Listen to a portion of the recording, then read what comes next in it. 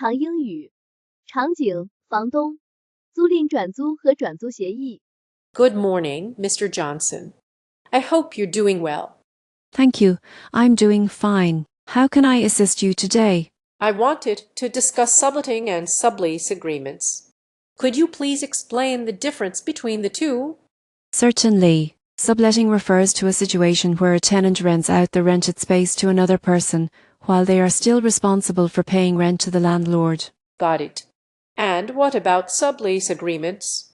A sublease agreement is a legal contract between the original tenant and a new tenant where the new tenant takes over the lease agreement and becomes responsible for paying rent directly to the landlord. The original tenant is no longer liable for the rent or any obligations under the lease. Thank you for clarifying that.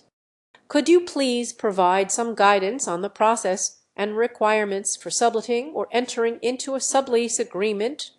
Sure. Before subletting, it's crucial to review the original lease agreement to check if subletting is allowed. If it is, the tenant usually needs to seek written permission from the landlord. As for sublease agreements, they should be carefully drafted, including all terms and conditions and the consent of the original landlord. Understood.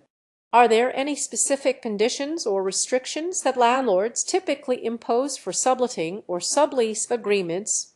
Yes, landlords often require the subtenant or new tenant to go through a screening process, similar to the original leasing process. They may also set limits on the duration of the sublease and require the original tenant to remain liable in case of any default by the new tenant. I see. It's important to thoroughly discuss and document these conditions to ensure clarity and avoid any misunderstandings. Thank you for sharing this valuable information, Mr. Johnson. Let's review some English vocabulary and phrases. Subletting. Sublease agreements. Rented space. Liable. Obligations.